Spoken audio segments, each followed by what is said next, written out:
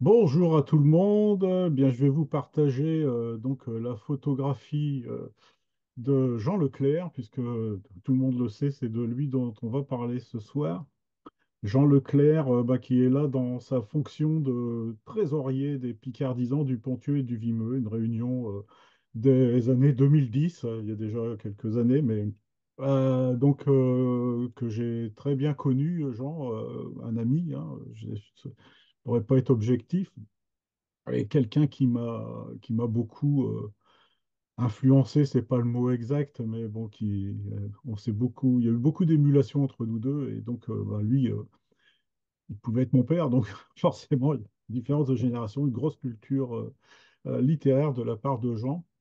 Et on va faire un petit peu le voyage dans son pays. Alors, je pense que si vous avez bien fait attention au mail que vous avez reçu de l'agence ce matin, j'avais demandé qu'à Olivier qu'il joigne une pièce. J'ai fait une carte de géographie du Vimeux euh, parce que vous n'êtes peut-être pas rompu à tous ces noms de communes qui entre Abbeville et le Tréport, qui sont le pays de Jean Leclerc. Et si vous l'avez, vous pourrez y jeter un petit coup d'œil. Sinon, je la rediffuserai tout à l'heure pour qu'elle soit dans l'enregistrement. Alors, Jean Leclerc était né en 1931, le 30 avril, c'est presque son anniversaire. 31, alors il est né à l'Étoile. Alors, l'Étoile dans la Somme, pas l'Étoile dans le Jura, l'Étoile, petit village entre Abbeville et Amiens, en plein dans la vallée de la Somme, rive droite. C'est là où ses parents étaient instituteurs à ce moment-là. C'était la seule raison pour qu'ils ne naissent pas dans le Vimeux, puisque son père est de Bugny-les-Gamaches et sa mère est de Bienfait, commune de Moyenneville. Ils sont deux Vimeusiens, mais sont deux instituteurs.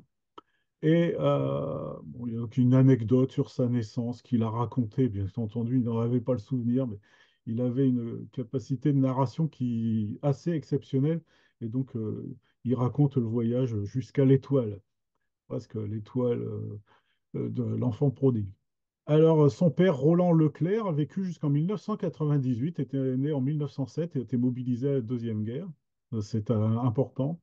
Donc, il est de Bugny-les-Gamaches, le même village que euh, Eugène Chivot, qu'on a déjà vu ensemble au tout début des Masterclass, le village où Gaston Vasseur a été instituteur, un ferment de Picard, un village qui est pointé sur l'Atlas linguistique Picard, puisque Robert Loriot est venu y faire des enquêtes dans les années 50. J'y reviendrai. Côté paternel, l'arrière-grand-père de Jean Leclerc, dans le village, on l'appelait Pio Clair. Alors, je ne l'ai bien entendu pas connu, ce monsieur, Pio Clair, mais j'en ai entendu parler. Je veux dire, c'était un personnage apparemment incontournable, une mémoire du 18-19e siècle, des chansons, des airs traditionnels, autant sur la musique que sur certaines paroles. On m'a parlé de Pio Clair à plusieurs reprises, par plusieurs sources au sujet de la famille par alliance dans le village. Et donc, la mémoire de Pio Clair est peut-être moins vivace aujourd'hui qu'il y a une quarantaine d'années, mais elle y est toujours. Et puis, son grand-père, donc à Jean Leclerc, qui a hébergé Jean Leclerc, ses grands-parents étaient bien entendu aussi de Bugny-les-Gamaches. Euh, la mère de Jean Leclerc, elle est de Bienfait. Alors, Bienfait, c'est un tout petit hameau, mais minuscule hameau de la commune de Moyenneville, qui est une très grande commune en superficie dans le département de la Somme, juste aux portes d'Abbeville, Abbeville Sud-Ouest, et qui est une commune qui compte énormément de hameaux, qui ont des noms parfois imprononçables, parce que ça s'écrit Bénast, mais ça se dit Bénat, ça s'écrit Beauancourt, mais ça se dit Bancourt, enfin voilà. Et il y a Bienfait, en Picard, ça se dit Bieffa. Et Léopold de Vim, pour si certains en ont entendu parler, est également d'un autre hameau de Moyenneville qui s'appelle Boyencourt, Boyencourt-sous-Miéna, Bouillancourt. Et donc les deux hameaux de Bienfait et de Bouillancourt sont aux opposés, aux antipodes de la commune et ont des picards différents. Et c'est vraiment une ville charnière. Moyenneville porte assez bien son nom, en fin de compte, si on veut voir comme ville charnière. La mère donc de Jean Leclerc est institutrice, donc, à la naissance de Jean, elle est à l'Étoile, comme j'ai déjà dit. Et donc, il y a un événement dramatique qui va se passer, c'est l'exode de mai 40. Donc, je vous l'ai dit, son père est mobilisé. Et puis bah, sa mère, donc il part avec ses grands-parents et avec sa mère, du côté donc famille maternelle. Et puis au moment de traverser la Seine, sa mère elle a vocation, comme les enseignants, à rejoindre son poste à tel endroit proche de la Bretagne. Et donc ils sont rattrapés par les Allemands. Et puis elle fait fi des ordres allemands. Et puis elle est fusillée d'une rafale de mitraillettes en présence de son fils et de ses parents. Et donc, bon, la rafale de mitraillettes, elle passe juste à côté de Jean. Et il en parlait avec très peu d'émotion apparente. Hein, c'était une émotion probablement très contenue. Et donc, ben, Jean se retrouve orphelin en mai 40. Et son père ben, ne peut pas s'occuper de lui puisqu'il est sous les drapeaux et qu'il sera ensuite fait prisonnier. Donc, il va être hébergé chez ses grands-parents. Et ses grands-parents maternels sont à Bienfait. Alors, si vous connaissez un petit peu l'histoire de France, et en particulier celle de mai et juin 40, la défense du général de Gaulle contre les troupes allemandes, elle se fait ben, donc, on parle toujours du château du Puy où il est de Gaulle posté, mais donc elle se fait sur le plateau de Moyenneville. Toutes les communes juste au sud d'Abbeville, de ce qu'on appelle les Monts Caubert, tout ce secteur-là est occupé par la défense française. Et donc, bah, c'est ravagé par les bombardements. Donc, il n'y a plus rien. Il n'y a plus rien. Les communes n'existent plus. Il y a des photos qui montrent, il y a des carcasses de chars un peu partout. Et donc, Jean ne peut pas être hébergé. Donc, on est en 40, il a 8-9 ans. Hein. Il a juste 9 ans d'ailleurs. Donc, il ne peut pas être hébergé chez ses grands-parents maternels. Donc, il sera hébergé chez ses grands-parents paternels à Bugny-les-Gamaches, un petit peu plus au sud, plus près de Gamaches, donc plus près de la Seine-Maritime. Et bah, c'est là qu'il va, en fin de compte, se nourrir d'une deuxième sève parce que son Picard à Jean, eh bien, il est vraiment sur deux jambes. Hein. Il est vraiment le Picard de Moyenneville et le Picard de Bugny. C'est pas très loin l'un de l'autre, ces deux villages. C'est à 20 kilomètres, pas plus. Mais le Picard est très différent, très marqué, encore aujourd'hui, a fortiori dans les années 40 et 50. Et donc, à Moyenneville, on est tout proche d'Abbeville. On a un Picard qui est proche, vraiment proche d'Abbeville, avec les infinitifs du premier groupe en et. Canté, c'est Canté. Euh, L'Arctique qui change un petit peu. Abbeville, c'est Schollport. À Moyenneville, c'est Schollport. Et puis, les conjugaisons de l'imparfait en oué, chantoué, hein, pour rester avec le verbe chanter. Et puis, comme à Abbeville. Mais à Bugny-les-Gamaches, eh ben, c'est Chcantuo, euh, le verbe canteux, Chcantuo au passé, Icantuo, Accantuo, et puis les pronoms, les articles féminins indéfinis, singuliers, eh bien c'est Scholl, ben, ça c'est pas Scholl, c'est Schopport, Schoffem. Voilà, donc il y a des assimilations régressives et beaucoup de nuances, et notamment aussi des nuances de vocabulaire. Quant à Moyenneville, c'est une chaise, c'est un caillel. À Bugny, ça va être un chiel donc avec une palatalisation qui vient en plus. Et tout ça, dans les oreilles de Jean Leclerc, dans son esprit, multiplié par bah, l'occupation allemande, des accents différents, multiplié par ses ancêtres qui vont l'élever, ses grands-parents, qui parlent picard, qui habitent au plein centre du village de Bugny. Tout ça, c'est fait que les oreilles de Jean Leclerc prennent, absorbent et font leur tous ces accents, toutes ces prononciations, tous ces mots différents. Et puis, bah, par la suite, Jean sera instituteur, école normale, mais avec une affection pour les langues étrangères et notamment l'anglais. Et il va piocher aussi dans l'anglais les différents accents, parce que l'anglais scolaire qu'on nous a appris, si vous avez fait de l'anglais, c'est pas celui de Birmingham, de Liverpool ou bien de Coventry, c'est celui de Londres dans certains quartiers. Et donc, ben, il va faire toutes ces nuances de l'anglais, comme il fera les nuances du français. Jean était un imitateur en cercle privé des accents aussi bien de Tarbes que de Savoie, où son père résidait à la fin de enfin, la dernière partie de sa vie, enfin, partout en France où il passait des amis dans le Limousin, etc. Et donc, il a cette oreille-là. Il a une oreille musicale, il a une oreille exercée aux accents. Et ben, il va mettre tout ça en œuvre et on va retrouver ça dans son œuvre Picard de manière, mais alors absolument flagrante. Et il écrit, il déclare écrire dans deux Picards, le Picard de Bieffa et puis le Picard de Boigny. Euh, c'est des fois difficile à démêler quand on est à la lecture parce que ben, il commence dans le Picard bien fait, par exemple, puis ça va évoluer, puis il va prendre celui de Boigny. Ça n'est pas grave du tout. Je crois qu'il est même très représentatif, du moins, de cette génération qui va voyager, ne serait-ce que de 20 kilomètres, mais qui va voyager, qui va être la synthèse de différents endroits. On sort de son village et donc on a des origines dans les oreilles, dans la langue, qui sont différentes. Et il en est bien peut-être pas le premier représentant, mais en tout cas pas le dernier.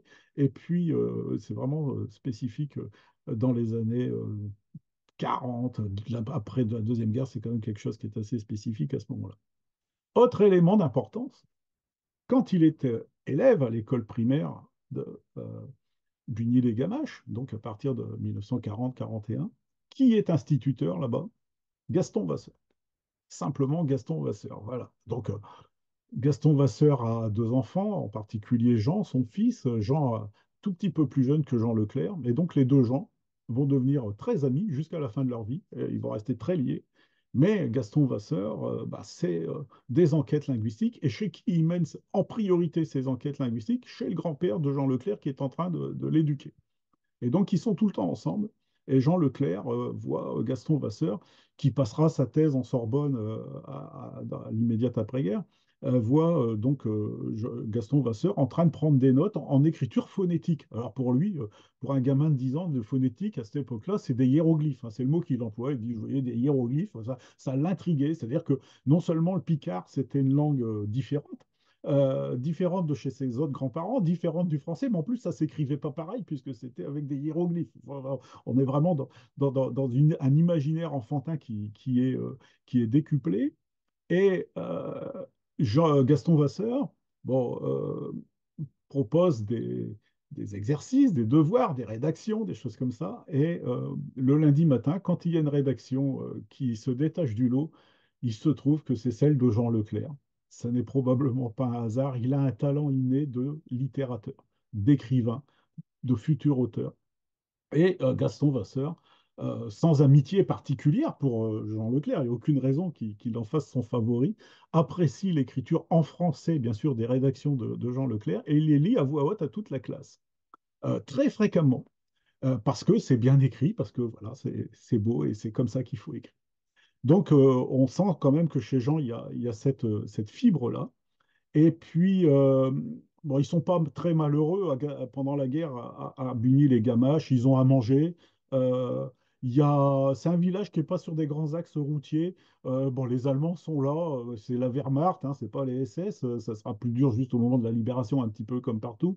Et puis, bon, bah, il est très moqueur, enfin railleur comme on peut l'être, hein. C'est pas la grande vadrouille, mais les enfants vont un petit peu partout. Et puis, bah, ils voient les V1 qui partent, mais qui tombent pas très loin. Donc, forcément, ça fait peur, mais en même temps, si c'est ça que les Anglais n'auront pas, donc ils se moquent de toutes ces situations. Et puis, bah, il a énormément de souvenirs, bien sûr, comme toute cette génération d'enfants qui ont vécu la Deuxième Guerre, des avions allemands, anglais et américains au moment de la libération. Il y a un énorme bombardier qui va tomber, enfin, des choses comme ça. Donc, et il n'y a pas de mort. En plus, ces gens-là, ils se promènent dans les champs, puis ils voient un bombardier qui est arrivé là. Enfin, ils ne savent pas comment. Enfin, bon, des choses comme ça qui sont merveilleuses pour un enfant, qui sont bien entendu dramatiques pour des adultes. Donc voilà, la construction humaine de Jean Leclerc, elle se fait sur ce schéma. Au sortir de la guerre, bon, on va faire très simple, il est né en 31, 41 pendant la guerre, il a 10 ans, 46, il a 15 ans, voilà, et donc bah, c'est le certif, c'est l'école normale, il part à Amiens à l'école normale, c'est là qu'il sera instituteur, mais il reviendra régulièrement dans ces deux villages, voir ses grands-parents à Bienfait et sa tante, que j'ai bien connue aussi à Bienfait, et puis bah, bien sûr à Moyenneville, ça c'est bien fait Moyenneville, et puis de l'autre côté à Bugny, il va retrouver ses grands-parents. Il retrouvera aussi son père, et son père, après-guerre, va se remarier et, avec une Allemande. Et donc, Jean Leclerc a une demi-sœur allemande qui vit toujours en Allemagne. Et donc, il y a de la famille de ce côté-là. Jean Leclerc, donc instituteur, il jouait au basketball. Il n'était pas très grand, mais à l'époque, tout le monde jouait au basketball, même les petits. C'est pas l'époque d'aujourd'hui. Et donc, ils font des tournois, des rencontres avec les autres écoles normales. Et il va rencontrer Janine, sa femme, sa veuve aujourd'hui, puisque Janine est toujours là. On se téléphone, on s'écrit très fréquemment. Et Janine, donc, elle n'est pas du tout du département de la Somme, elle est de Caudry, dans le Nord, pays de la dentelle. Pays de la dentelle de Calais, c'est ce qu'elle me dit toujours. Elle dit la dentelle Calais, elle est faite à Caudry, elle n'est pas faite à Calais. Et donc, je vois Martine qui rigole, mais ça va être ça. Et donc, donc bon, ils ont des affinités évidentes. Je veux dire, genre, leur couple, c'est pas fait sur rien. Et donc, tous les deux, donc, ils vont mener une carrière d'enseignant.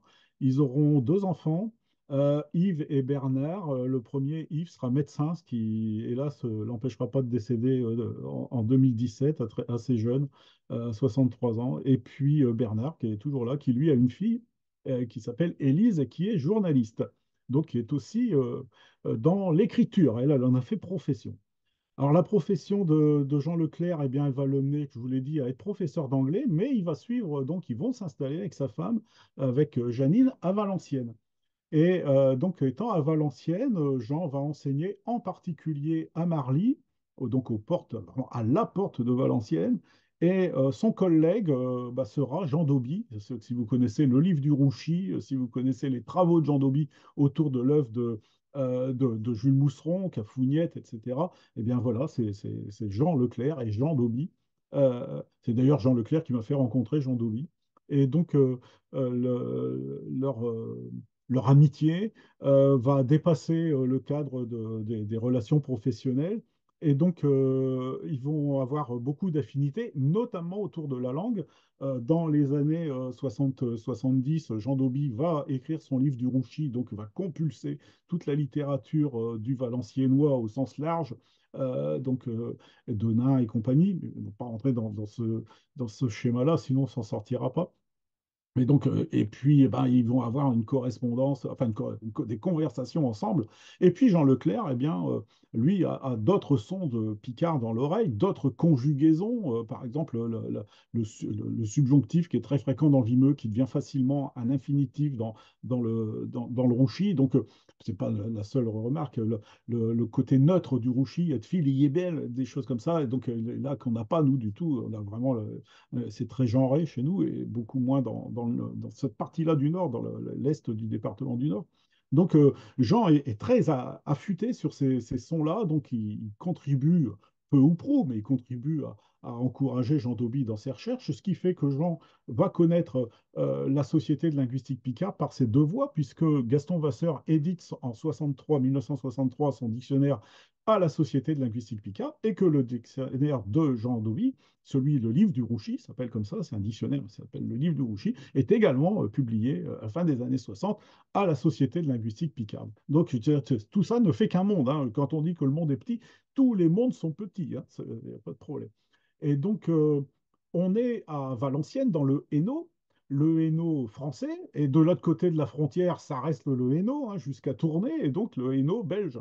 Et donc, Jean Leclerc va rencontrer, à l'occasion des travaux de Jean Dauby, des Belges du Hainaut, et en particulier Paul Mailleux, puisque ça sera quand même.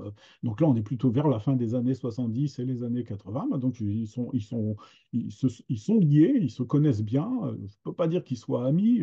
J'étais très ami avec Paul Mailleux. Je dirais c'est des gens qui se connaissent, qui se fréquentent à certaines réunions, à d'autres occasions, soit littéraires, soit linguistiques. Et dans les occasions littéraires, il y a un prix de littérature qui est organisé à Marly. Eh bien, comme on le ferait si on était dans la Somme, on aimerait bien avoir un correspondant qui vienne du Nord. Eh bien, à cette époque-là, ils ont un correspondant qui vient du Sud, c'est Jean Leclerc, qui participe donc aux délibérations de ce prix, dans lequel il y a également donc des Belges ou bien Jean Dauby. Vous voyez, tout ça ne forme qu'un tout. Enfin, c'est protéiforme, bien entendu, selon les moments, les occasions. Et donc, tout ça, c'est important parce que quand Jean Leclerc va se rapprocher des Picardisans au début des années 1980, des Picardisans du Ponthieu et du Vimeux à Abbeville, vers 1982, à l'initiative d'Eugène Chivot, précédemment cité, donc de Bugny-les-Gamages, qui lui dit ils ont de la famille en commun, donc ils doivent se rencontrer, soit des deuils, soit des mariages, je ne sais pas, là-bas à Bugny. Et puis Eugène propose à Jean Leclerc de venir au Picard disant, bah si, tu parles bien Picard, viens avec nous, tout ça. Puis bah, Jean, bah, il a envie, quoi, quelque part, donc il vient, mais il n'a jamais écrit un mot de Picard, hein. Il s'est intéressé à plein de choses, mais il n'a jamais écrit un mot de Picard, il n'a même pas idée d'écrire. Et donc, ben, quand il arrive, il vient de Valenciennes. Alors, il vient de Valenciennes une fois par mois, mais avec une régularité métronomique, hein. C'est ça, quand il venait pas, c'était exceptionnellement rare. Il venait par le train, le changement à Douai, changement à Arras, changement à Glizy, changement pour Abbeville, et la même chose dans le retour. C'est-à-dire qu'en gros, il partait à 7 heures du matin de chez lui pour rentrer à 9 heures du soir. Enfin, c'est un périple, et voilà. Et puis, il écrivait dans le train. J'insiste aussi un petit peu sur le train, les transports en commun. Jean Leclerc, pas quelqu'un qui est passionné par la conduite automobile. Quand il venait en voiture avec sa femme, c'est Janine qui conduisait. Et puis lui, il était à côté en train d'écrire, voilà, absolument insensible à tout ce qui peut se passer dans les virages. Il faut dire que sa construction littéraire, elle est aussi faite de ce monde du transport, du voyage, du transport en commun, de la destination. Et je vais prononcer le mot qui fait partie vraiment de ces horizons, c'est la frontière. Jean Leclerc, c'est quelqu'un qui est absolument marqué par la frontière. Un de ses phrases, c'est passer chez Borne, il n'y a plus de limite. Bon, ça, on peut l'entendre dans d'autres circonstances, mais la frontière. Je suis allé à X fois chez Jean Leclerc, chez Jean et Janine. On allait toujours vers la frontière belge, on allait voir les bornes frontières. On était un d'un côté, l'autre de l'autre, avant Maastricht, à se serrer la main en se disant ça y est, t'es en fraude, t'es en Belgique, enfin des choses comme ça. Rien que pour s'amuser. Et puis, pour montrer l'imbécilité des guerres. Hein, je veux dire, pour faire simple, l'imbécilité des guerres, pour des frontières, les frontières qui n'existent que parce que les hommes les a décidées. C'est un homme aussi, Jean Leclerc, et sa femme, tous les deux très sensibles aux problèmes environnementaux, et en particulier à l'Escaut qui coule de France vers la Belgique et qui va aller après jusque donc son estuaire belgo-batave. Et donc, cet Escaut qui charrie les polluants venant de l'industrie sidérurgique du Valenciennois et qui va aller polluer les Belges qui n'y sont pour rien, enfin des choses comme ça. Et donc là aussi, la rivière qui n'est plus une frontière dans le sens de sa traversée, mais qui devient un problème dans le sens de sa longueur. Tous ces problèmes-là, toutes ces interrogations-là, toute cette pensée, elle se construit autour de ça, et son œuvre, Jean Leclerc, se construit également autour de ça. Donc là, tout à l'heure, au début, je vous parlais d'une frontière linguistique, sans prononcer le mot, les isoglosses des atlas linguistiques. Je ne pense pas que vous soyez des fervents lecteurs de ces énormes bouquins, mais on voit dessus des traces, comme il peut y avoir donc en géographie. Et voilà, donc, on parle comme ça, on parle comme ci, et donc voilà, il y a des différences. Como, comme eux, hein, comme chaud, comme chat, voilà, tout ça, il y a des isoglosses autour de ça. Et donc, ben, Jean y est très sensible, et d'autant plus que la frontière est donc un de ses points cardinaux, si ce n'est le point cardinal de son œuvre. Et puis, ben, autour de tout ce que je viens de vous dire, il y a quoi? Ben, il y a l'érudit de littérature, imprégné de littérature française, anglaise, contemporaine ou ancienne, avec des affections, enfin, avec des affections, avec l'affection pour des auteurs. Euh, En particulier, je n'en citer qu'un seul, ce sera Julien Gracq, donc qui lui aussi il m'a fait lire Julien Gracq, Balcon en forêt, Le Voyage des Sirtes, etc. Mais donc, là aussi, avec l'arrière-pensée de la drôle de guerre chez Julien Gracq, hein, autour de ces forêts dans les Ardennes, c'est la vie de Julien Gracq sur le Val-de-Loire. Donc là aussi, une zone frontière entre la France du Nord, la France du Sud, il y a quelque chose qui se joue sur le Val-de-Loire. Et donc, voilà, c'est donc une très imprégné de toute cette littérature. Et ça veut dire quoi pour aller vers le Picard? Ça veut dire que quand Jean va commencer à écrire, il a tous ces bagages-là avec lui. Consciemment ou pas, volontairement ou moins volontairement, mais il a tous ces bagages. Et ces bagages-là vont l'amener à vouloir écrire une écriture. Enfin, je fais volontairement ce pléonasme, c'est-à-dire écrire pour écrire, pas écrire pour faire rire ou pour distraire, pour faire rire, oui, mais pour écrire bien, pour faire quelque chose de propre, quelque chose de soigné. Il ne fait que écrire à la main, mais ses textes sont copiés et il n'écrit pas du tout à machine à écrire ni à l'ordinateur. Ces textes sont recopiés, sont biffés, sont raturés. Je ne vous ai pas sorti, j'en ai un carton complet, mais alors ça reste très lisible, hein, c'est une écriture d'enseignant, c'est propre, voilà, c'est très lisible, mais c'est retravaillé. La phrase, elle doit sonner juste, le paragraphe à sa place, l'articulation de la narration est important, et le thème sera toujours quelque chose de, entre guillemets, original. Voilà, quelque chose de jamais vu. Alors, bien entendu, ça peut déjà être vu chez quelqu'un d'autre, tout ça, mais toujours quelque chose qui se reconstruit. L'écriture de Jean Leclerc, elle est essentiellement connue pour sa prose, mais il est également poète. Il écrit donc poète en vers, libre ou moins libre. Il a fait quelques traductions, quelques fables. Les traductions, c'était des exercices. Des fois, il me mettait au défi de certaines choses, réciproquement d'ailleurs. Et donc, on avait vraiment une grosse complicité beaucoup de proximité, donc ça me permet vraiment de vous en parler avec une certaine passion, mais aussi avec une certaine profondeur. Euh, et puis, donc, il a écrit tout ça. Il était très adepte du théâtre. Ils allaient à Avignon tous les ans. Également au théâtre de marionnettes à Charleville-Mézières très fréquemment. Alors là, c'est comme c'est tous les 2 ans, ils y allaient peut-être que tous les 2 ans, mais enfin, à Avignon, ils y allaient tous les ans. Et il nous racontait ce qu'il voyait en théâtre, mais il n'a pas écrit de dialogue de théâtre. Enfin, des dialogues, oui, mais pour de pièces de théâtre, non. Donc, de la chanson sur des airs traditionnels qu'il avait dans l'oreille, venus de son arrière-grand-père, de Pio Clair. Et donc voilà, je vous ai campé tout cet univers. Euh, Comme son écriture, c'est de la prose, c'est de l'écriture longue. Là aussi, on va changer de braquet, si on peut dire, au moment, bon, c'est plus Paris-Roubaix là, mais donc c'est changer de braquet, c'est vraiment donner de l'amplitude à l'écriture. Euh, je veux faire un petit aparté sur cet aspect-là tout à l'heure. Euh, Quand il arrive au Picardisant, Jean Leclerc, il retrouve des gens qu'il a connus euh, ici et là. Ici, ça va être à Bugny, donc Eugène Chivot, mais tout près de Bugny, ça va être Armel de Poilly, dont on a déjà parlé. Et puis là, ça va être à Bugny. À Bugny, il va retrouver Léopold de Vim qui va arriver à ce moment-là, et plein de gens. Donc ça fait tout de suite famille, et donc famille amicale. Et pas du tout une famille linguistique et tout ça, puisque chacun va jouer sur ses propres différences. Et le premier texte que Jean Leclerc va proposer aux Picardisans, ça va être le texte Strandadville à Tréport. Alors, je vais vous partager l'image de la carte de géographie dont je vous parlais tout à l'heure. Et comme ça, vous comprendrez de quoi je vous parle. Euh, J'espère que jusqu'alors, vous compreniez déjà ce dont je vous parlais, bien sûr. Voilà, vous avez bien la carte. Je ne vois plus personne, mais j'imagine que oui. Sinon, Olivier m'interrompt. Donc là, je vous ai fait donc une carte. Alors, forcément, le format n'est pas idéal par rapport à un écran d'ordi, mais Euh, euh, Pas la carte, mais elle est vraiment petite. je vais essayer de la grossir un peu. Bah, tout de même, on va partir là, comme ça. Hop, là, c'est comme ça. Là. Voilà, on va partir d'Abbeville. Là, vous voyez Abbeville, là, ici, là où je tournique, là.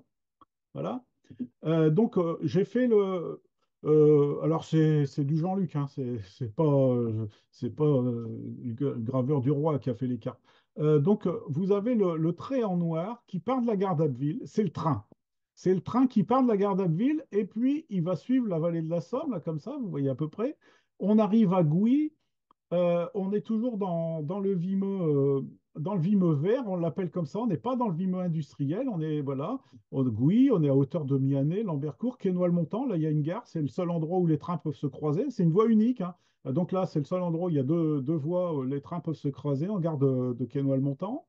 Et puis là, on arrive à partir là, on traverse la route qui s'appelle aujourd'hui D925, qui est la route d'Abbeville à Tréport. Donc là, le train traverse la route et à partir de là, on va arriver dans le Vimeux industriel. Vimeux industriel qui va commencer à Chepy, Feuquières, hein, juste à côté, on a Fressenneville, Fréville-Escarbotin, enfin des villes très industrielles, hein, robinetterie, serrurerie, etc. Et donc là, on continue comme ça. Et Feuquières, donc c'est là où Jean Leclerc pouvait descendre du train, Feuquières, Feucrolles, Feucrolles qui est le diminutif toponymique de Feuquières.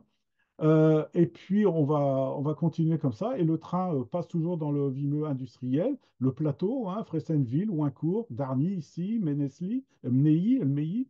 Et à partir de là, c'est une grande descente. On quitte le plateau, on arrive dans la vallée de la Brelle. Et donc, le train va continuer comme ça jusqu'au Tréport. En fait, la gare du Tréport est à Mers-les-Bains. Et enfin, juste à cheval entre les deux communes. Voilà. Et donc, ce train-là, c'est le premier texte de Jean Leclerc. On regardera tout à l'heure le trait rouge, qui n'est pas parallèle, mais qui suit un voyage à peu près similaire.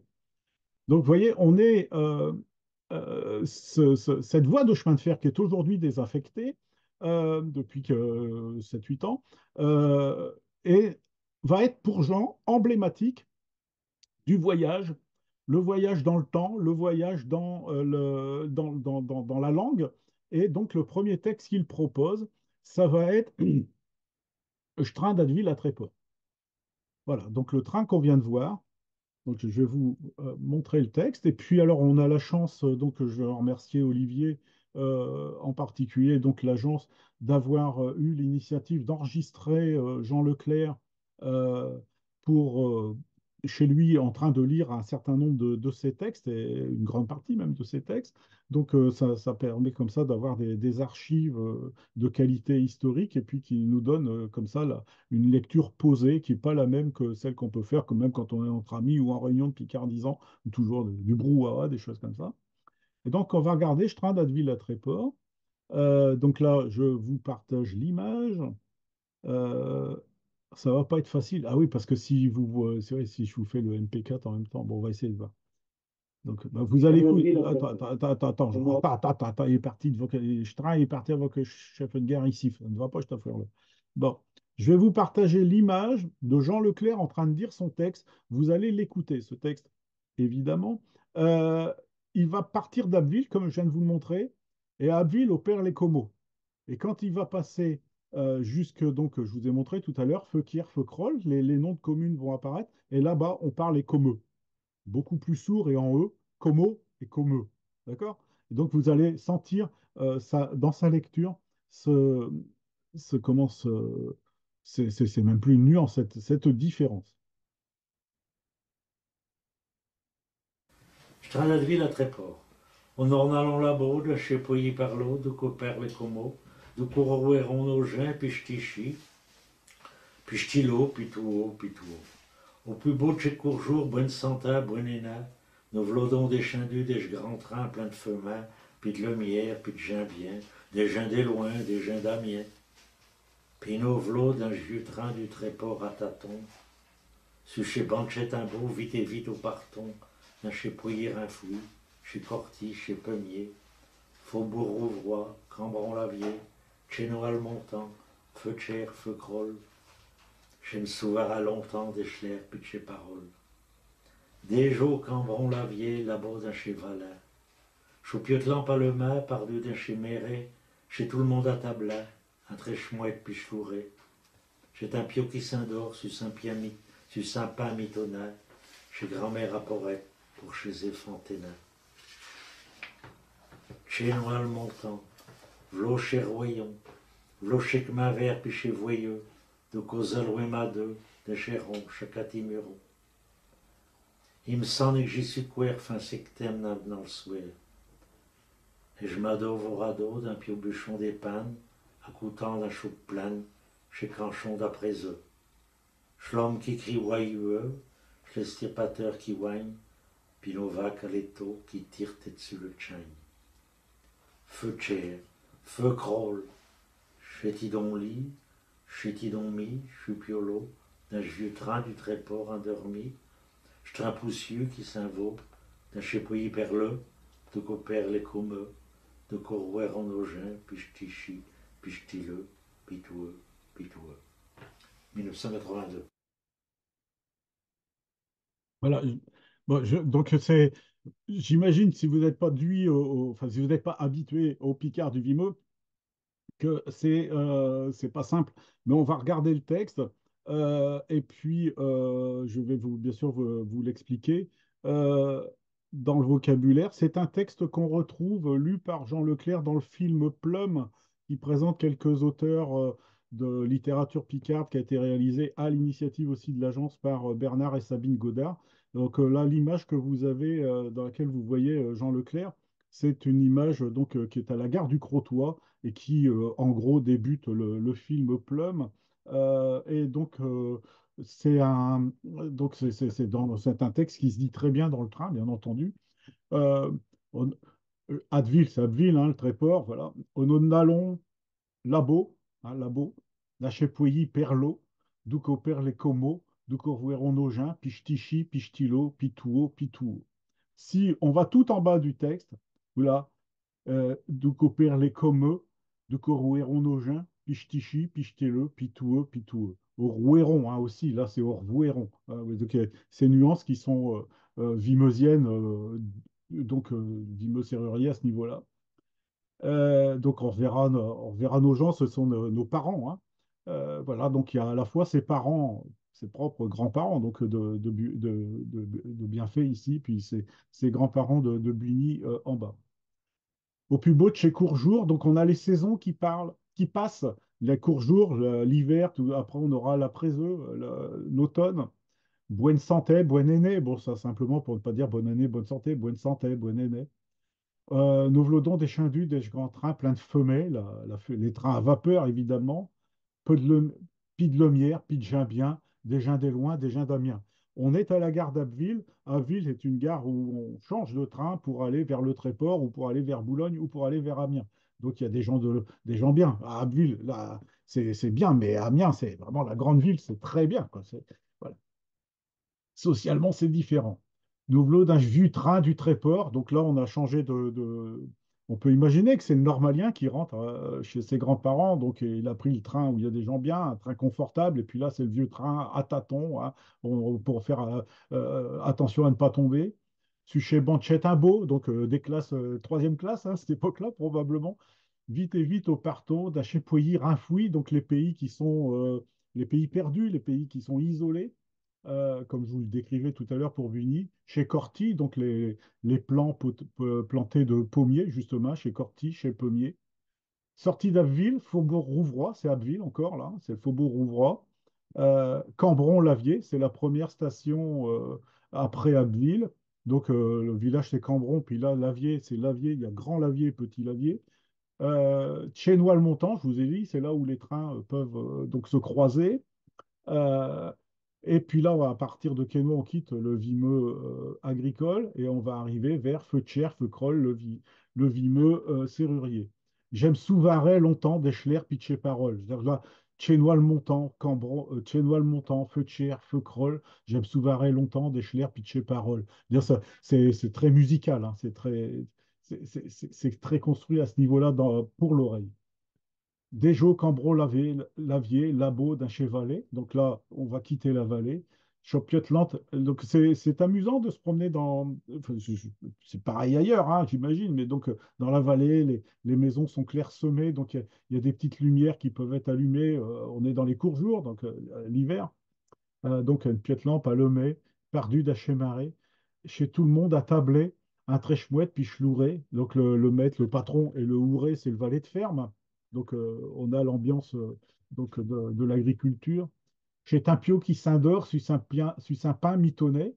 Alors pio, c'est un mot qui se dit aussi habile pour dire un enfant. C'est le petit, c'est ch'tio, hein, qu'il y a un peu partout ailleurs. Mais pio ou cho, donc, moi, c'est un mot que je possède également. J'ai les deux. Un pio, je dirais pas que quelque chose est pio, donc pas en adjectif, mais en substantif, un pio. Donc, c'est un enfant qui s'endort sur un pain mitonnet, donc du pain trempé dans du lait. Chez grand-mère à Porrette, donc grand-mère à poussière, hein, les Porrettes, c'est les poussières. Pour chez Zéphant, Ténet. Ténet, c'est fatigué, épuisé, ils vont s'endormir. La grand-mère à poussière qui va passer. C'est notre marchand de sable Picard.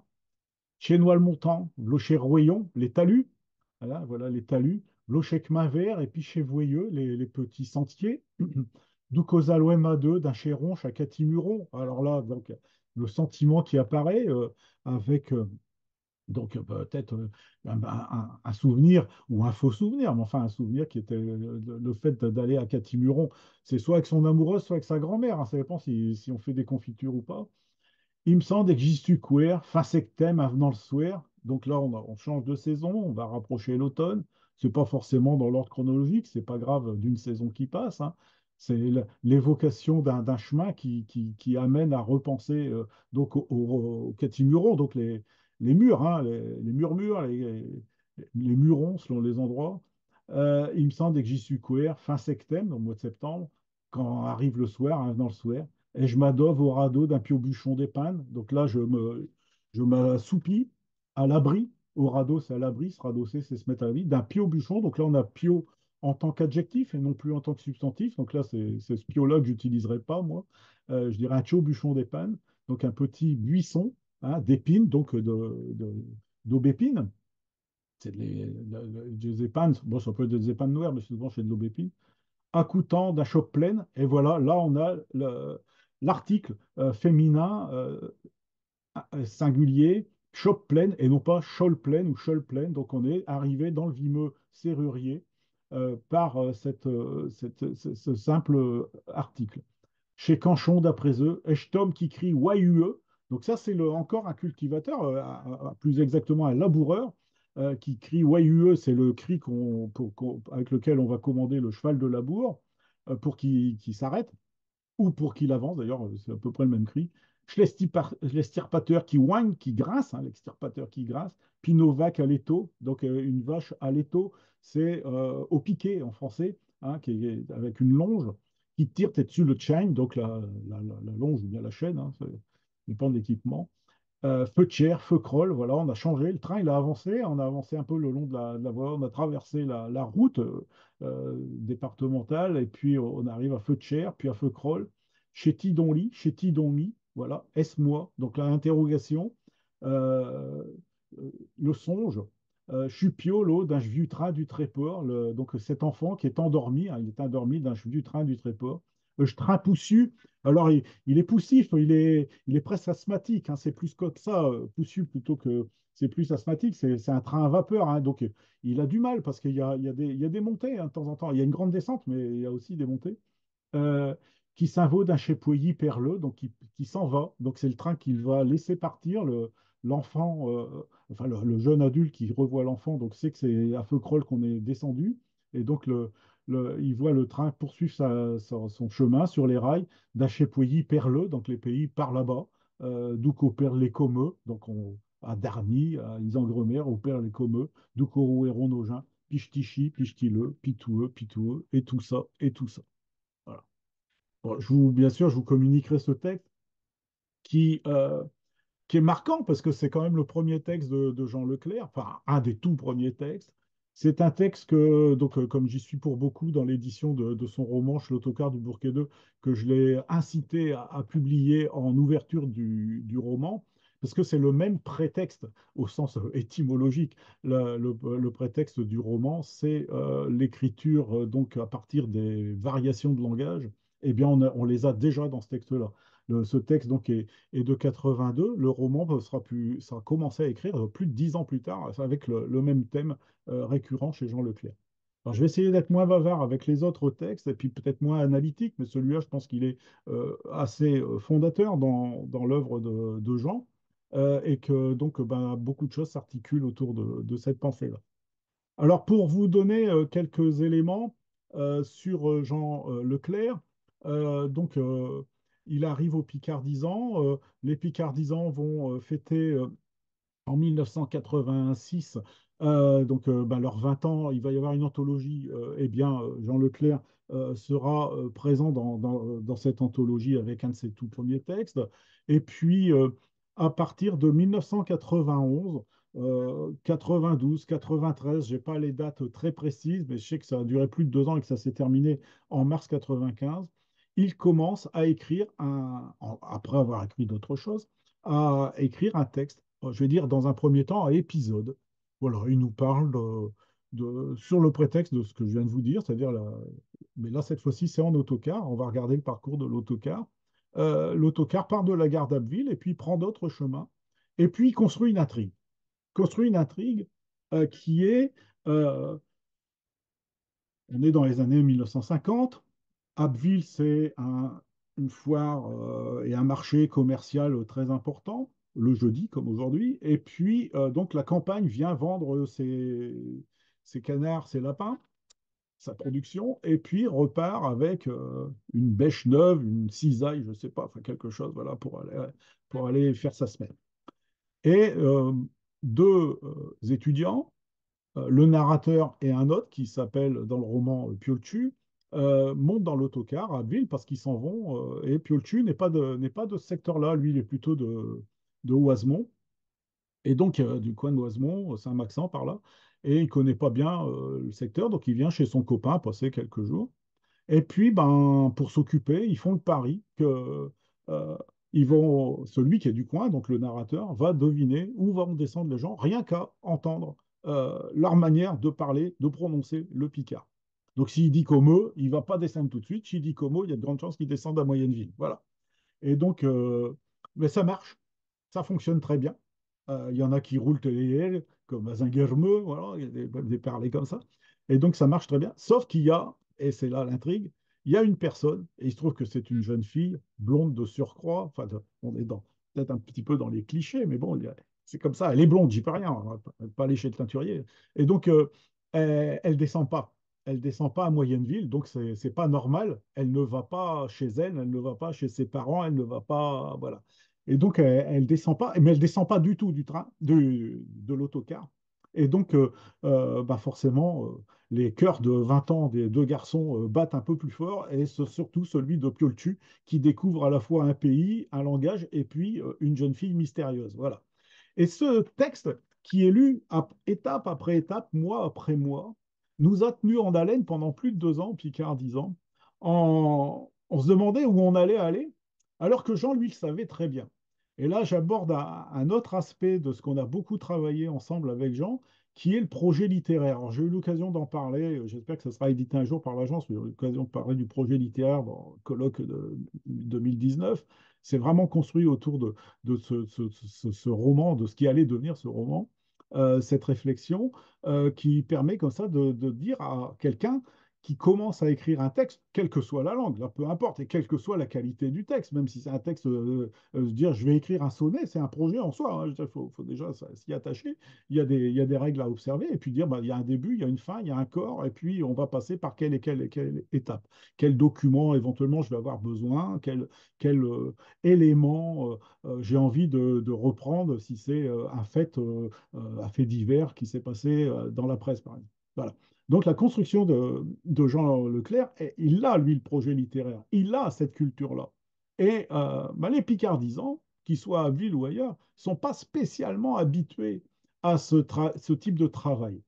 Euh, Même des fois pas habitués au travail tout court, mais bon, ça c'est une autre affaire. Non, mais ils ne sont pas habitués à ce type de travail, c'est-à-dire de faire une construction qui amène quelque chose dans la durée à produire au final quelque chose de long. Le texte Picard, regardez bien si vous avez une bibliothèque, le texte Picard est généralement bref. Peut être très long, hein. Je n'exclus pas du tout les choses qui sont très longues en prose ou en vers. Pas du tout ça à exclure, au contraire. Mais généralement, on a une forme littéraire assez brève. Une histoire, un début, une fin, une chute, ou un poème, un thème, quel qu'il soit, qui est traité assez brièvement. Je ne veux pas faire un cours sur la question. Il y a d'autres auteurs, on a vu Édouard David, par exemple, qui peut faire des poèmes très très longs, des véritables épopées. Et il est loin d'être le seul. Mais bon, la majorité quand même sur un texte bref. Et puis quand on se retrouve tous les mois au Picardisant, bah, on vient, on écrit quelque chose spontanément, et puis on s'en va au mois prochain. Donc bon, on a plutôt l'habitude de quelque chose de relativement court. En tout cas, éventuellement, bah, vous saurez la fin la prochaine fois, mais je veux dire sur 2 fois, mais pas plus. Au début des années 1980, Eugène Chivot, dont déjà cité plusieurs fois, nous a gratifié d'un texte long par épisode où il racontait son voyage chez sa fille à Chicago. On a regardé ensemble il y a 2 ans. Eh bien, ce texte qui a été publié par la suite est devenu un récit. Alors, c'est autobiographique, narratif, avec des digressions, avec des traits d'humour, avec des choses qui sont non dites, qui étaient dites à l'oral, mais qui n'ont pas été reprises à l'écrit par l'auteur pour des raisons de, par exemple, de violence, d'armes à feu, de choses comme ça. Il n'a pas voulu le mettre à l'écrit. Donc, ça, c'est son droit, bien entendu. Et donc, ça, c'est tout à fait respectable. On a un texte long. Et Jean Leclerc est présent à ce moment-là au Picardisant. Et nous sommes, les membres de ce moment-là des Picardisans, très influencés par l'écriture d'Eugène Chivot, qui lui-même était influencé précédemment par celle d'Armel de Poilly, qui était dans une écriture soignée, notamment dans, si vous relisez ses Ramatuveries, plus que le reste, enfin les contes aussi, mais les Ramatuveries sont très typiques d'une écriture très soignée, mais brève, des nouvelles, si vous voulez. Et donc là, les années 80, 85, voit donc Eugène Chivot aborder ce type d'écriture à épisode qui va durer pendant 18 mois, 2 ans, et donc qui aboutit à quelque chose. Et Jean Leclerc, il n'y a aucune jalousie, il n'y a aucune compétition, c'est simplement, il se dit, mais si on peut le faire avec quelque chose qui a été vécu, moi je vais le faire avec une fiction. Et d'ailleurs, ça lui a été reproché, le mot fiction, parce qu'il y a des gens qui ont lu donc son roman Chez l'autocar du Bourquet 2, qui paraîtra en 96, et ont lu son roman en croyant que c'était une histoire vraie, que c'était sa vraie vie, que c'était ses vrais amours, que c'était des... Alors, les endroits sont vrais, les situations sont vraies, sont pas faussées du tout. Il y a des éléments qui permettent de bien se dire on est ici à tel moment, mais les personnages, tout est fictif, tout est absolument fictif. Et là, on n'était pas habitué dans l'écriture picarde avoir de la fiction archi pure, sauf dans le conte, par exemple, mais pas dans l'écriture en particulier en prose. Et donc, Jean Leclerc va surprendre et il est souvent interrogé en disant, mais c'est qui cette fille? Elle ne ressemble pas à Janine, c'est une jeune fille blonde et ta femme, elle est brune, quoi. Enfin, voilà, des choses comme ça. D'ailleurs, tu ne racontes pas la vérité. Et là-dessus, euh, petit aparté, Léopold de Vim, qui est présent, qui aurait pu être le père de Jean Leclerc, Léopold, qui est né en 1912, euh, il comprend bien l'astuce, mais lui, il faut que ce soit vrai. Donc, il se met à écrire également un roman, mais alors un archi-roman, hein, quelque chose qui va durer, j'ai noté de 93 à 97, ça fait quand même 5 ans, hein, 5 années. Et donc, il écrit sa première idylle. Et comme, donc il raconte, c'est pas publié, mais il raconte à ce moment-là la vie d'un jeune homme qui a 20 ans en 1930 et qui anime des balles et qui tombe amoureux. Voilà. Bon. Mais c'est pas sa femme à Léopold dedans. C'est peut-être sa première amoureuse, ça, j'y étais pas. Mes parents étaient pas nés, je peux pas savoir. Mais par contre, il raconte des choses qui relève de la sociologie, qui relève presque de l'ethnologie à certains moments. Il y a une enquête dedans, il y a un crime, est-il vrai, est-il pas? Enfin, un crime, il y a un acte criminel, il n'y a pas de mort, mais bon, pas loin.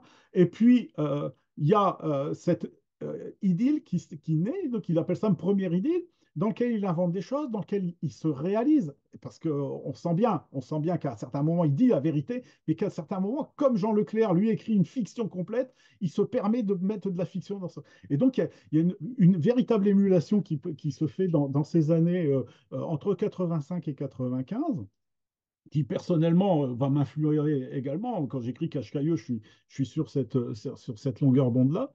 Et donc, on a une admiration pour la capacité à Jean Leclerc à tenir un sujet pendant plusieurs années, un sujet de fiction. Ça, franchement, c'est une admiration. D'autant que quand il commence à nous lire son texte, lui, il sait la fin, mais dans sa tête, mais il ne s'est pas écrit, hein. Il écrit dans le train, il écrit en voiture avec Janine et tout ça. Et au bout d'un certain temps, euh, moi, je lui dis, Jean, c'est magnifique ce que tu nous lis, là, ce que tu nous dis, là, c'est magnifique. Il faut en faire un roman, il faut en faire un bouquin. Ah ouais, mais non, c'est pas. Mais je sais pas, moi je sens bien. Ouais, on a publié Eugène. Ouais, bah, alors il me dit, bah, je veux bien, mais à une condition, c'est que tu sois mon premier lecteur. Bon, c'était pas la plus grosse des punitions qui puisse m'arriver, hein. Donc, bah, je dis oui, faut être lecteur, faut être lecteur. C'est une époque, il n'y a pas Internet, hein, on s'envoyait tout par la poste ou bien on se déplaçait physiquement. Il y a même une clé, un paquet de photocopies, pas une clé USB, qui s'est paumé. On n'a jamais récupéré, c'est pas arrivé. C'est allé jusqu'à Creil, mais après, on ne sait plus. Donc, il a fallu refaire des photocopies.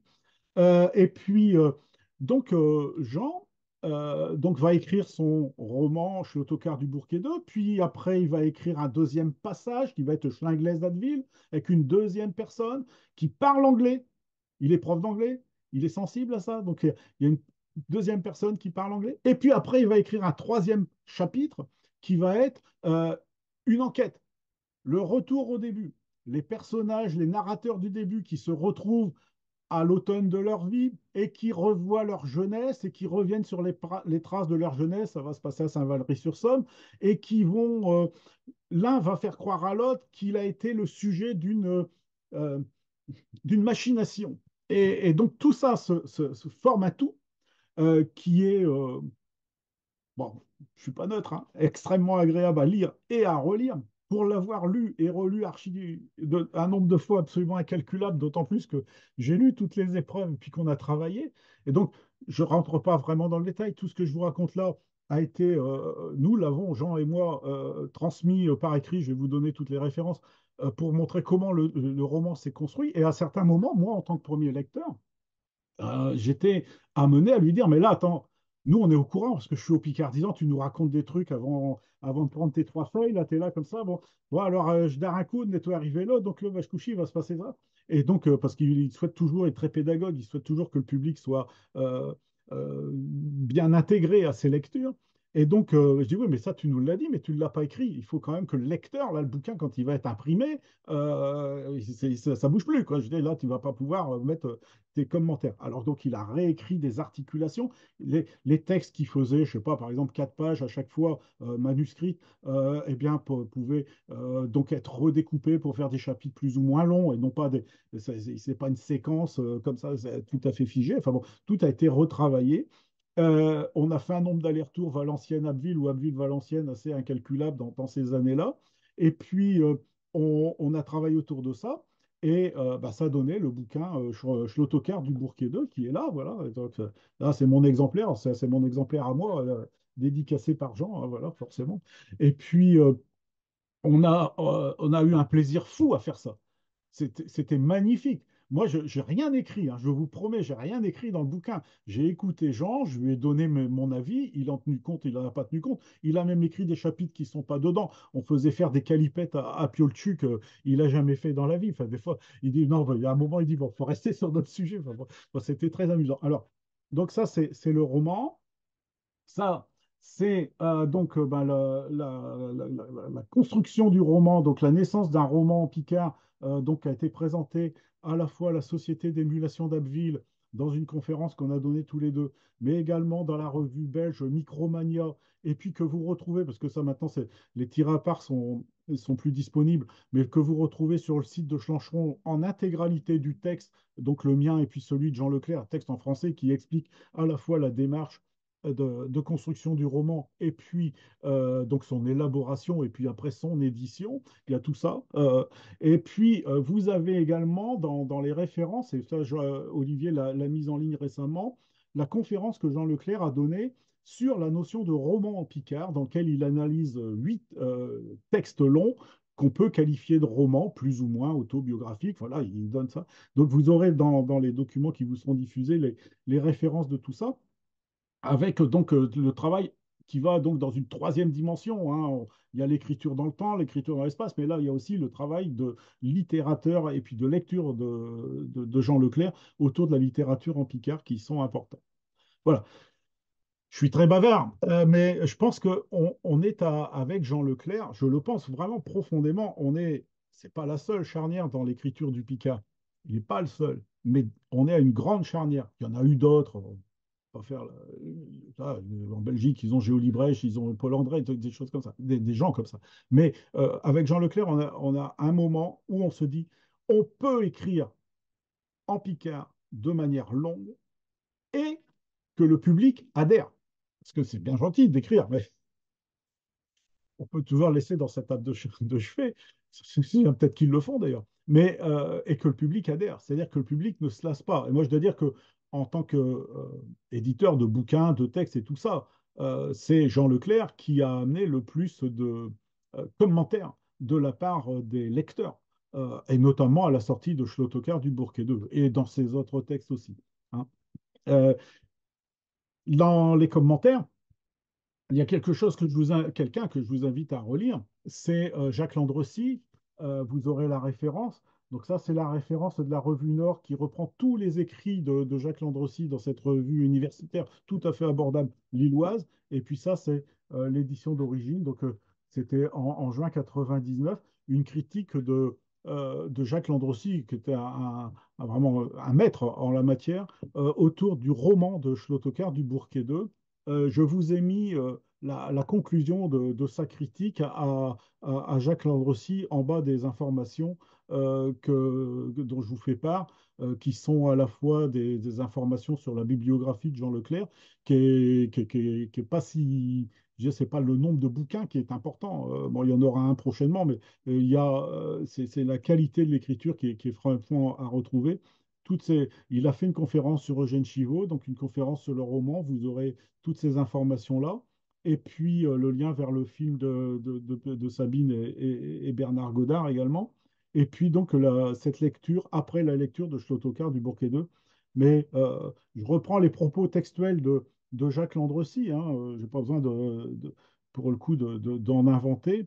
Donc son dernier paragraphe commence comme ça. On ne saurait trop insister sur ce point capital. Ce livre se révèle d'une lecture fluide et aisée, l'auteur ayant su tirer pleinement parti des ressources syntaxiques et lexicales de son dialecte. Ses phrases parfaitement calibrées, son vocabulaire judicieux donnent un Picard exact en quelque sorte, ni dilué ni forcé. L'ensemble reste constamment d'un parfait naturel, sans la moindre de ces fausses notes qui font ordinairement tiquer l'amateur.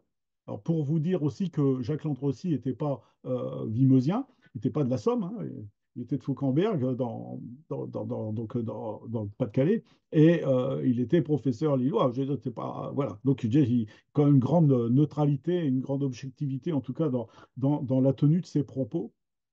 Et j'étais très heureux en préparant cette soirée de relire ces propos-là. Je ne me souvenais plus que c'était aussi élogieux et, sur un point de vue qualitatif. Alors vous aurez donc sur la carte, ben, vous aurez le parcours de Schlottokar avec les noms des villages là, sur le tracé rouge. Je vous la repartage à nouveau, cette carte, pour que on... Voilà. Bon. Et donc, ben, on part à nouveau de la gare d'Abbeville. Et je dois dire que nous avons fait avec Jean Leclerc et toute une équipe d'une cinquantaine de personnes le voyage en autocar il y a une grosse vingtaine d'années maintenant sur les traces de l'autocar du Bourquet 2. Donc, le car part d'Abbeville, il monte sur le plateau du Vimeux. On passe à côté de Yonval. Alors, je ne vous ai pas parlé du chauffeur de bus qui est inénarrable, qui s'appelle Capieux. Et puis on arrive à Moyenneville, Teufle, et là c'est à Teufle, quand traverse la vallée de la Trie, cet affluent rive gauche de la Somme, que donc le Picard change énormément. Entre Teufle et Rojan, qui sont la même commune, il y a un Picard qui est très différent d'un côté à l'autre. Rougy, Rougy, c'est comme Teufle, pas aussi fermé et encore moins nasalisé. Tours en Vimeux, on arrive dans le Vimeux serrurier, Corroy, il en parle dans le roman. Et puis on va arriver vers Montchelet. Donc on est aux portes de Bugny-Gamache, mais l'autocar descend jusqu'à Gamache où il fait une halte. Donc là, quand je dis il descend physiquement, hein, il y a une sacrée descente. Et donc, on rattrape là, cette fois-ci, la vallée de la Vimeuse, qui a donné son nom au pays de Vimeux. Et puis, on va remonter par une pente très raide, là, à ce niveau-là, que je ne conseille pas à faire à vélo pour les débutants. Et puis, donc, on va tourner là pour rattraper. Parce que cette route-là, c'est la route Gamache-Saint-Valery direct. Mais donc là, on va l'autocar tourner pour arriver à Bugny et Gamache, donc le pays de ses grands-parents paternels. Et puis, Ambreville, alors là, il y a un petit chapeau, là.